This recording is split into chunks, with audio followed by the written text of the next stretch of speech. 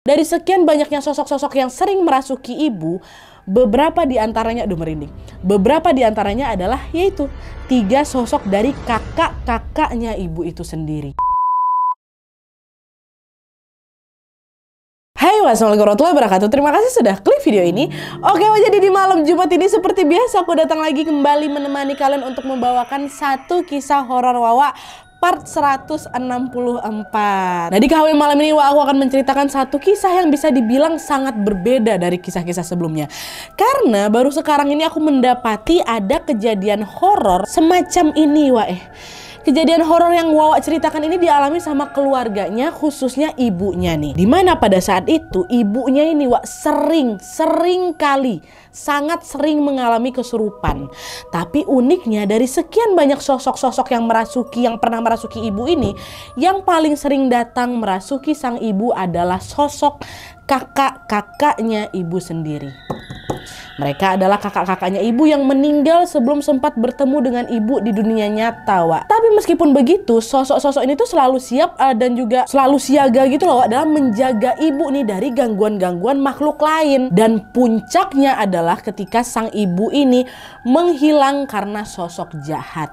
Dan kakak-kakaknya ini yang juga memberikan sesuatu kepada si sosok jahat itu untuk ditukarkan dengan ibu supaya ibu ini bisa pulang. Penasaran kan apa yang sudah ditukar sama sosok kakak-kakaknya ibu ini nih? Tanpa berlama-lama kita langsung masuklah ke ceritanya. Check it out. Tapi tunggu sebentar, Sebelum aku masuk ke kisahnya, aku mau sampaikan satu informasi penting nih buat Wawa kesayangan aku semua. Karena di sini aku pengen makin deket dan sharing lebih banyak dengan kalian. Aku mau mengundang kalian untuk bergabung di YouTube membership Nadia Omara. Dengan menjadi YouTube memberku setiap bulannya, kalian akan mendapatkan pertama, tambahan satu konten eksklusif dengan experience baru yang tidak biasa. Terus ada kalanya juga nih, konten eksklusif ini bisa menjadi tempat aku dan tim bisa lebih bebas berekspresi lagi, tanda kutip, dan juga menyampaikan informasi detail yang tidak bisa kami sampaikan di konten-konten biasanya. Dan selain itu kalian juga akan mendapatkan badges khusus di samping nama akun YouTube kalian. Dan juga nantinya kalian bisa saling komen dengan berbagai emoji khusus khas Nadia Omara Channel. Tapi ini nggak ada paksaan, buat kalian yang mau-mau aja. Cara bergabungnya juga gampang sekali, Kalian tinggal langsung masuk ke halaman channel YouTube Nadia Omara, lalu klik tombol join atau gabung. Dan kalau sudah, kalian tinggal langsung melakukan pembayaran melalui dompet digital yang kalian punya. Udah selesai. Selamat bergabung dan selamat menikmati konten eksklusif dari kami di YouTube membership Nadia Omara. Kita tunggu kalian di room members only ya.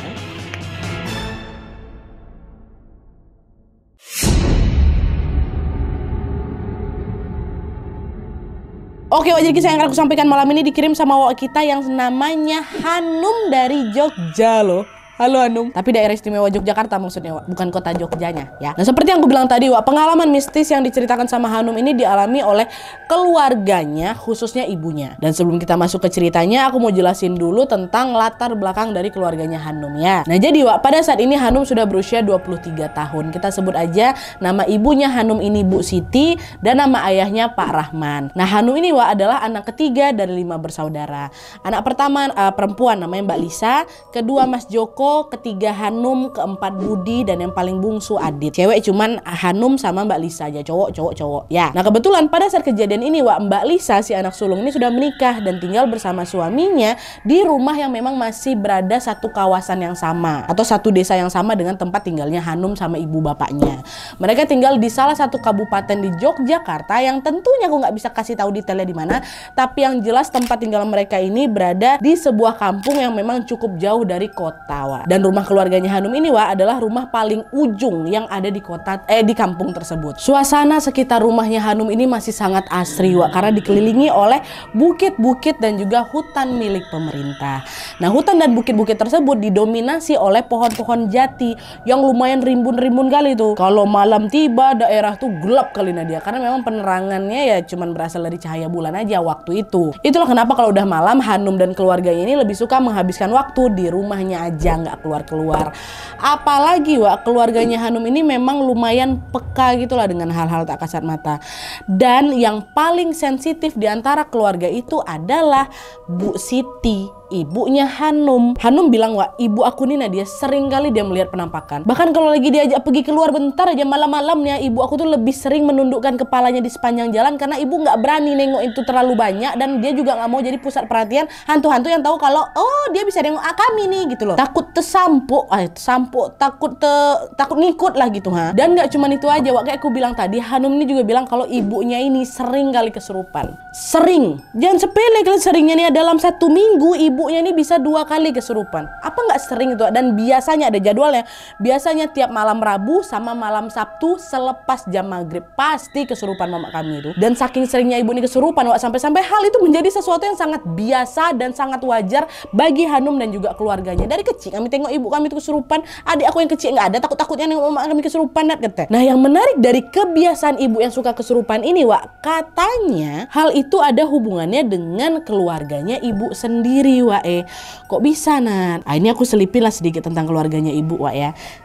Jadi ibu ini punya adik perempuan, kita sebut aja namanya Bule Sri. Nah pada saat kejadian ini Bule Sri itu juga tinggal di kampung yang sama-sama Hanum, dan beliau menempati rumah peninggalan ibu bapak mereka, which is kakek neneknya si Hanum. Dan sama seperti rumah keluarganya Hanum, rumahnya Bule Sri ini kan juga dikelilingi sama hutan dan kebun-kebun juga kan, wak.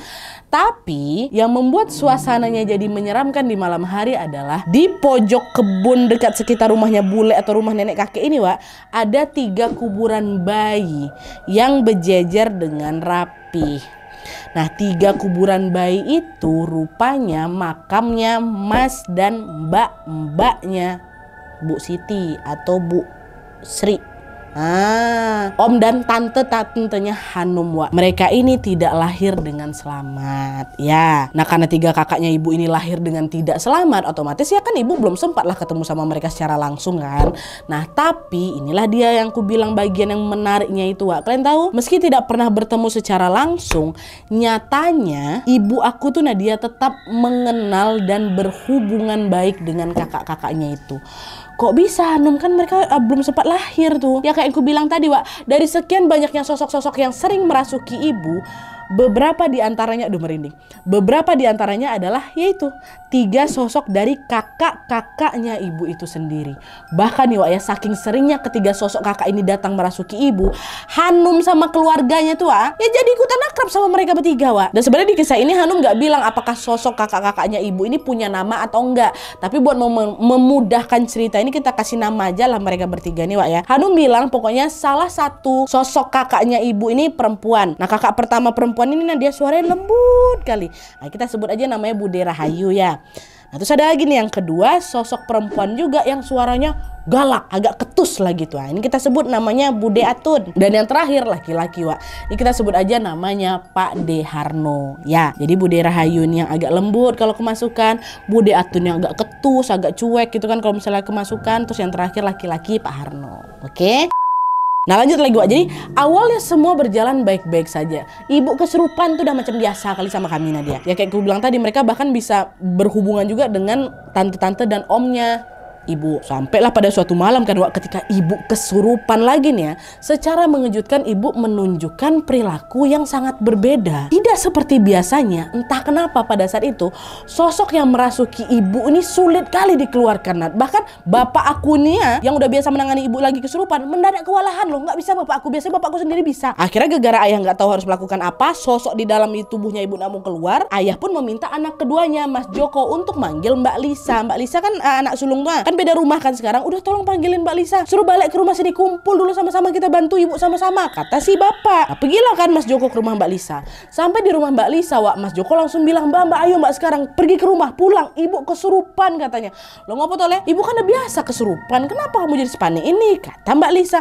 Beda mbak, kali ini kesurupannya beda, balik. Oh lo beda gimana nih maksudnya? Udah balik, kasihan lo bapak kewalahan mbak nolongin ibu, kata Mbak Joko pula, kata Mas Joko. Dan Mbak Lisa pun langsung menuruti permintaan Mas Joko dan langsung berlari menuju ke rumahnya ibu. Sesampainya mereka di rumah, wak, disitulah mereka semua termasuk Hanum melihat sebuah pemandangan yang sangat tidak biasa, di mana pada saat itu mereka melihat ibu sedang asyik menghabiskan nasi panas langsung dari rice cooker. Nasi panas sambil berjongkok. Dia makan lah dia. Macam melahap kali, macam gak dikasih makan. Dan itu panas loh. Melihat hal itu, Hanum pun dengan sigap langsung menjaga adik-adiknya. Sementara Mbak Lisa, Mas Joko, dan Bapak bersama-sama berusaha untuk menyadarkan ibu. Nah pas mereka lagi berusaha menyadarkan ibu ini, Wak, tiba-tiba dengan suara serak ibu berkata, "Aku menggowo wong iki ben melu aku wae." Dengar ucapan tersebut, mereka bertiga pun langsung membaca doa-doa. Dan tidak lama kemudian ketika sayup-sayup terdengar suara azan Isya, Wak, tepat pada saat itulah seketika ibu pingsan. Dar, gak pernah pernahnya ibu kesurupan kalau pingsan dia. Terbalik, gak pernah pernahnya ibu pingsan kalau kesurupan dia. Nah, azan lo kan, set. Pingsan ibu nih. Sadar-sadar kan gak mau pingsan, gak mau bangun. Azan selesai beberapa menit kemudian, terbangun ibu, tapi kesurupan masih. Dan kali ini, Wak, yang merasuki ibu ini adalah sosok yang mereka kenal, yaitu siapa? Kakaknya ibu sendiri yang bernama Bude Rahayu, kakak perempuan yang suaranya lembut gitu loh. Nah, masukan nama Bude Rahayu nih. Pada saat itu dengan halus Bude Rahayu bilang, "Adikku sudah dibawa pergi. Mau diikhlaskan apa piye?" Katanya. Dengar ucapan tuh yang terkejut orang rumah tuh semua, karena dia bingung juga aku, Nan. Maksudnya ibu dibawa kemana nih? Siapa yang bawa ibu pergi gitu? Gempa ya, Wak? Enggak deh.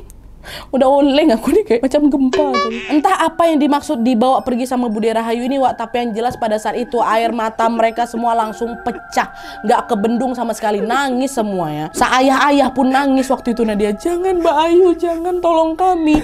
Kalau istri aku diambil sama Gusti Allah, aku ikhlas. Tapi kalau istriku pergi dengan cara seperti ini, sama sekali aku nggak redo, nggak ikhlas aku Mbak Ayu," kata ayah. Bude Rahayu jawab lagi lewat badannya ibu nih ya, "Aku bisa menolong membawanya pulang, tapi aku nggak bisa menjamin Siti adikku akan pulang dalam keadaan seperti apa. Apakah sehat, utuh, atau tidak. Ada banyak sosok-sosok yang mengikuti Siti. Kalau begitu, aku akan berusaha mencarinya. Yang penting adikku bisa pulang dulu," kata dia, Wak. Ya, ingat, aku nggak tahu bisa balikin Siti dalam keadaan baik atau tidak, utuh atau tidak, sehat apa enggak. Ingat bagian sini ya. Nah, tidak lama setelah mengatakan hal itu, sosok Bude Rahayu pun seketika keluar nih, Wak, dari tubuhnya ibu. Waktu keluar, ibu pingsan lagi.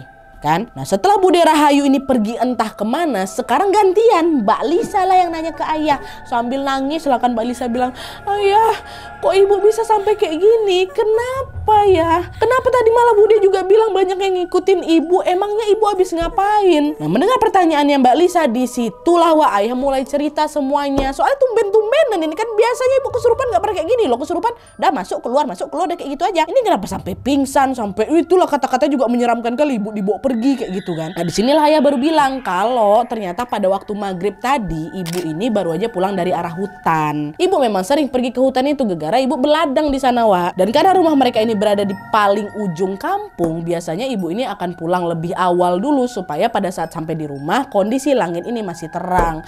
Tapi entah kenapa hari itu untuk pertama kalinya nih ibu ini telat balik, Wak. Betul-betul baru pertama kali ini Nadia ibu aku baliknya tuh kemalaman. Dan jalan pulang dari arah hutan menuju ke rumah ini, Wak, mereka tuh harus melewati macam sungai kecil gitu lah. Kalau orang Jogja sebutnya kalen. Jadi semacam parit besar gitu. Biasanya ini baru terisi air kalau hujan datang nih ya. Nah, konon katanya kalen itu memang terkenal angker. Kenapa? Karena ada banyak sekali yang percaya bahwa tempat itu sering dijadikan tempat orang-orang untuk membuang bermacam-macam benda tak kasat mata, macam jimat, macam barang milik orang yang udah meninggal, benda-benda pusaka dan lain-lain dilempar ke kalen tuh. Nah, ibu waktu balik lewat kalen itu, padahal seperti yang aku bilang tadi, ibu ini kan orangnya peka kali kan, Wak, dan bisa melihat makhluk-makhluk tak kasat mata kan. Otomatis ibu jadi sensitif lah, ketempelan dari situ. Dan kemungkinan besar makhluk-makhluk yang mengikuti ibu dan membawa ibu pergi itu adalah makhluk-makhluk yang menghuni kalen itu, Udah tuh kan, singkat cerita nih, tidak lama kemudian sosok Bude Rahayu datang lagi nih, Wak, merasuki ibu. Ibu belum sadar nih ya. Di situ Bude Rahayu bilang, "Sulit sekali membawa Siti pulang. Kalian harus membantuku. Ayah jawab, apa yang harus saya lakukan Mbak Yu? Tolong katakan. Ya sudah, tolong siapkan ayam jago warna putih, sembelih ayam itu. Jantung sama darahnya dibungkus dengan daun kunir, lalu kalian kubur bungkusan itu di bawah gentong. Lakukan segera, tak tunggu. Aku pamit dhisik, aku mau cari adikku, katanya. Nah, setelah mengatakan instruksi tersebut, Bude Rahayu pun betulan pergi nih, Wak. Ibu pingsan lagi. Dan tanpa menunggu waktu yang lama, ayah, Mas Joko, Mbak Lisa langsung bergerak tuh cari ayam jago warna putih itu kan. Emang ada ya ayam jago warna putih? Tunggu bentar lu. Ada. Ada.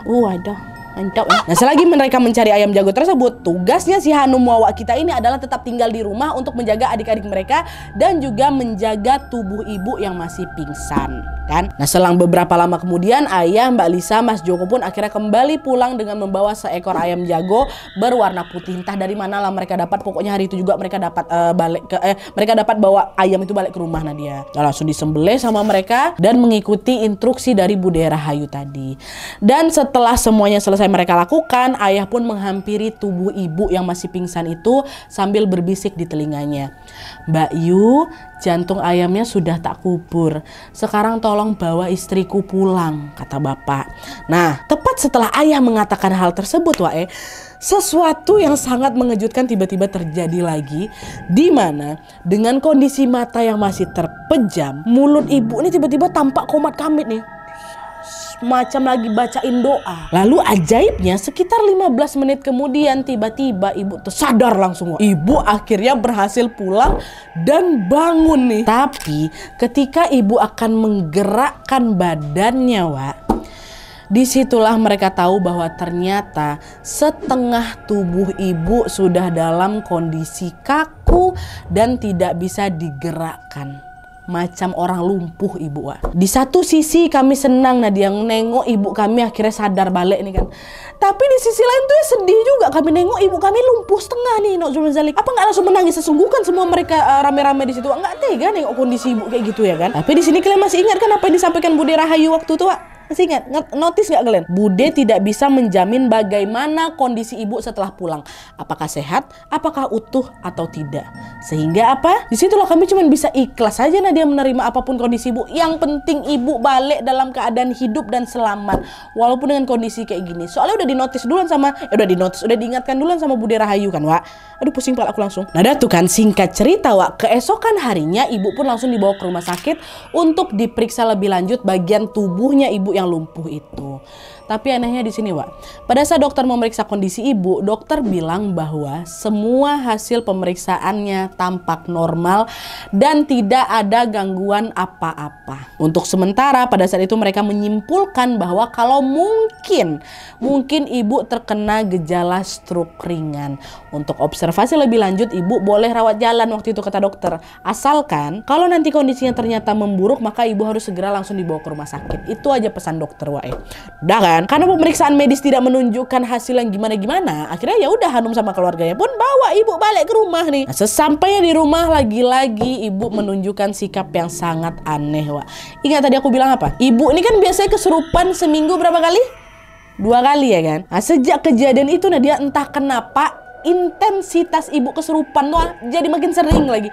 Bahkan bisa dibilang tiap hari, Wak. Sosok yang merasuki ibu tuh pun berbeda-beda. Kadang ibu dibuatnya nangis, kadang ibu dibuatnya marah, teriak-teriak, ketawa-ketawa, macam-macam lah. Nah, kondisi ibu yang tidak stabil ini, Wak, akhirnya mengundang perhatian warga sekitar nih. Awalnya cuman paling beberapa warga aja yang tahu. Ini tidak semua warga jadi tahu. Banyak dari warga yang merasa kasihan, Wak, sama ibu. Datanglah itu ke rumah ibu untuk bisa menjaga ibu juga.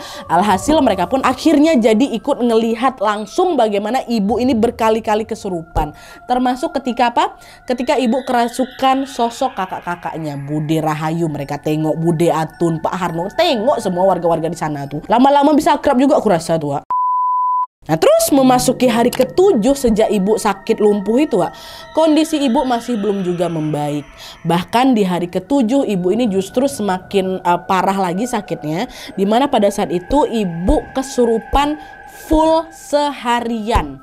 seharian ada aja pokoknya ibu lakukan waktu itu. Nah dia berkali-kali dia nangis, marah, teriak, ketawa, nangis lagi, marah lagi, ketawa lagi, kayak gitu terus berulang-ulang hampir seharian. Dan selagi ibu kesurupan makhluk-makhluk yang entah dari mana asalnya itu, secara bergantian ibu ini dirasuki lagi lah oleh ketiga sosok kakak-kakaknya. Setiap kali kakak-kakaknya ibu ini merasuki ibu, pasti mereka cuma minta satu hal aja. Apa tuh? Tolong ambilkan segelas air putih, bacakan ayat kursi. Dan hal itu terus terjadi berulang-ulang. Tiap kali masuk misalnya Pak Deharno kan itu, tolong bawakan air putih yang sudah di ayat kursikan. Nanti Bude Atun masuk, itu juga perintahnya. Dan itu berulang-ulang sampai waktu menunjukkan pukul jam 7 malam. Dan pada saat jam sudah menunjukkan pukul 7 malam ini bukannya berhenti. Sesuatu yang sangat mencengangkan tiba-tiba terjadi di jam ini, di mana pada saat itu sosok Bude Rahayu tiba-tiba datang lagi nih merasuki ibu. Dia bilang apa? Jaga adikku, nanti kalau sampai dia pergi kita nggak akan berhasil nangkap dia lagi, dia nggak bisa dibawa pulang. Nah, mendengar ucapan Bude Rahayu, dengan sigap ayah langsung gendong tubuh ibu untuk dibaringkan di ruang tamu. Dan kebetulan pada saat itu rumah mereka udah agak ramai nih, dikunjungi oleh tetangga-tetangga terdekat yang juga ikut mau menjaga ibu. Jadi kalau misalnya ibu nih dibaringkan di ruang tamu, tentu kan lebih ramai kan. Kalau misalnya ibu kenapa-napa, ada nih banyak orang yang bisa bantu ya kan. Dan setelah ibu dibaringkan di ruang tamu, sekitar jam 9 malam ibu kembali lagi dirasuki oleh kakaknya. Tapi yang datang kali ini bukan Bude Rahayu, melainkan Bude Atun. Ingat kan, ini kakaknya ibu yang kalau misalnya bicara agak galak gitu lah. Nah, ini Bude Atun masuk. Pada saat itu dengan suara galaknya Bude bilang, cepat carikan daun asem yang banyak, bawa 7 orang ke sini dan berdoa di sampingku. Cepat, banyak-banyak baca zikir, kata Bude Atun. Mendengar ucapan Bude Atun, beberapa orang tetangganya Hanum pun langsung bergerak cepat nih, cari daun asem. Sementara Hanum sama keluarganya tetap tinggal di rumah untuk menjaga ibu, ya kan. Udah 7 orang disusun, berzikirlah ini rame-rame. Dan tepat pada saat itu juga lah secara mengejutkan Bude Atun ini tiba-tiba ngomong kayak gini, jaga istrimu, jaga ibumu, dia adalah adik yang sangat aku sayangi. Aku pamit, setelah ini aku tidak bisa datang ke sini lagi, kata Bude Atun. Aduh, merinding aku udah. Mendengar ucapan Bude Atun, seketika Hanum sama sekeluarganya ini masih belum ngeh nih, masih sama-sama bingung dengan maksud dari ucapan Bude Atun. Itu nggak pernah ngomong kayak gitu tuh. Tapi di saat yang sama juga Hanum melihat ayahnya, Mbak Lisa, Mas Joko nangis semua sesenggukan sambil bercucuran air mata. Mereka bilang ini belum ngeh nih ya. Mereka bilang, matur suwun Mbak Yu, matur suwun Bude Atun, bantuin istriku, kata ayah. Hal dengar itu makin kebingungan lagi aku Nadia. Tapi tiba-tiba saja nih ya, di dalam hatinya si Hanum ini, aku kok kayak ngerasa kehilangan ya. Itu apa ya maksud ucapannya Bude Atun itu? Pamit beneran kah? Entah apa yang bikin aku bisa merasa demikian Nadia ya. Tapi yang jelas pada saat itu aku yakin bahwa perasaan tersebut adalah sebuah pertanda atau firasat bahwa sesuatu yang buruk pasti akan terjadi abis ini. Ya kan, udah dibiarin tuh. Singkat cerita, para tetangga yang tadi nyari daun asem tuh akhirnya balik semua ke rumah. Mereka datang sambil membawa daun asem yang memang lumayan banyak. Setelah itu 7 orang standby lagi di dekat ibu untuk berdoa dan juga berzikir. Selebihnya tetangga-tetangga yang lain juga masih tinggal di sana mengelilingi rumahnya Hanum, berjaga-jaga. Mereka baik tetangga-tetangganya ya. Nah, mereka mulailah itu membacakan doa-doa, dan setelah itu mereka mengusapkan daun asem tadi di sekujur tubuhnya ibu yang lumpuh. By the way, pada saat kegiatan inilah Bude Atun masih ngerasuki ibu. Dan setelah seluruh tubuh ibu yang lumpuh ini selesai diusap dengan menggunakan daun asem, tepat disitulah Bude Atun bilang lagi, aku pamit yo, aku titip jaga adikku baik-baik. Tidak lama kemudian ibu pun jatuh pingsan. Yang berarti apa? Bude Atun juga sudah pergi keluar dari tubuhnya ibu. Kok aku pengen nangis ya. Udah. Dan betul selang beberapa lama kemudian ibu ini seketika sadar dari pingsannya. Dan tepat ketika ibu membuka mata, secara mengejutkan ibu ini tiba-tiba berdiri, berlari dia keluar rumah toh Glenn. Para tetangga Hanum sama sekeluarga terkejut. Kok bisa jalan ibu? Kok bisa tiba-tiba berlari aja nih? Padahal semua orang tahu ibu ini lumpuh setengah kan Refleks mereka pun ikut lari nih ngejar ibu. Takutnya ibu malah pergi ke tempat sembarangan. Tapi setelah dikejar, ibu masuk ke dalam kamar lagi, menuju ke kamar mandi di arah belakang Ternyata ibu buang air kecil. Oh, nguyuh itu, kata. Oh ya wes tunggu pada standby depan kamar mandi kan. Dan tepat setelah ibu selesai menunaikan hajatnya itu, di momen inilah wah ibu seketika sembuh total. Sembuh total, langsung bisa jalan mama aku Nadia. Pada malam itu juga ibu ini bukan cuma sekedar jalan aja, berdiri, berlari. Semua orang nengok, semua orang kampung aku tuh nengok. Dan setelah banyak orang memeriksa kondisi ibu pun bilang bahwa dia merasa tubuhnya sudah sehat kembali seperti sedia kala. Nggak ada sakit-sakit badan ibu, nggak ada. Dan kesembuhan ibu itu disaksikan oleh seluruh warga kampung yang datang ke sana. Dan sama seperti Hanum serta keluarganya, semua orang yang menyaksikan kejadian itu juga langsung bersyukur atas kesehatan ibu yang sudah pulih. Alhamdulillahirabbil alamin. Ya. Nah, keesokan harinya kondisi ibu pun terus membaik dan terus membaik. Bahkan ibu ini jadi nggak sering kesurupan lagi loh, Nat. Maksudnya ya tetap seperti jadwal sebelumnya. Cuman 2 kali seminggu kan. Kalau sebelumnya kan setiap hari itu, bahkan ada 1 hari mau full mah. Dan sama juga seperti biasanya, Wak, sosok kakak-kakaknya ibu ini masih sering datang secara bergantian merasuki ibu. Tapi diperhatikan makin hari Hanum dan keluarganya mulai menyadari ada sesuatu yang berbeda nih. Yaitu mereka sadar kalau sosok kakaknya ibu yang bersuara galak alias Bude Atun itu kok nggak pernah datang lagi ya. Terakhir kali Bude Atun tuh datangnya kapan? Terakhir kali Bude Atun datang ke sana adalah di malam pada saat ibu sembuh tuh. Terakhir kali waktu Bude Atun pamitan tuh. Hanum sama keluarga keheranan lah kan, kok Bude Atun nggak pernah masuk ya gitu kan. Tapi kami pun bingung mau cari Bude ini kemana nanti, orang biasanya mereka yang datang kok. Sampailah pada suatu hari Wak, sosok Pak De Harno, kakaknya ibu yang laki-laki ini, datanglah merasuki ibu. Dan ketika Pak De lagi merasuki ibu, disitulah ayah nanya, "Mas, Mbak Atun kok nggak pernah kesini lagi, dia kemana?" Kata Mas pula, kata ayah kan. Nah, mendengar pertanyaan ayah, secara mengejutkan Pak De Harno bilang gini, "Jadi Tole, kemarin pada saat Siti dibawa pergi, sebenarnya Siti ini lagi ditahan sama makhluk-makhluk jahat. Agar Siti bisa pulang, ya mau nggak mau kami harus cariin ganti untuk nukerin Siti. Dan yang akhirnya jadi ganti itu adalah Mbak Atun. Mbak Atun sudah menukar Siti dengan dirinya sendiri, Le. Sekarang yo gantian Mbak Atun yang ditahan sama makhluk itu di sana." Nggak usah lah jadi Hanum, nggak usah lah jadi keluarga ya. Aku yang tahu ini aja macam mau nangis aku rasanya, Wak, ya Allah, sedih. Tukeran. Ternyata apa yang dibilang sama Bude Atun pada malam itu memang betulan betul. Bude Atun berpamitan pada mereka karena dia tahu dia sudah tidak bisa lagi datang ke sini karena Bude Atun sudah mengorbankan dirinya untuk keselamatan ibu. Berkat bantuannya Bude Atun, ibu ini pun bisa pulang dengan selamat dan bisa berkumpul lagi dengan keluarganya. Tapi Bude Atun yang ditahan di sana, tahu kalian kan, tukeran. Ya Allah, merinding aku, merindingnya beda, kisahnya beda, Wak ya. Dia yang paling galak tapi dia pula yang mau kayak gitu.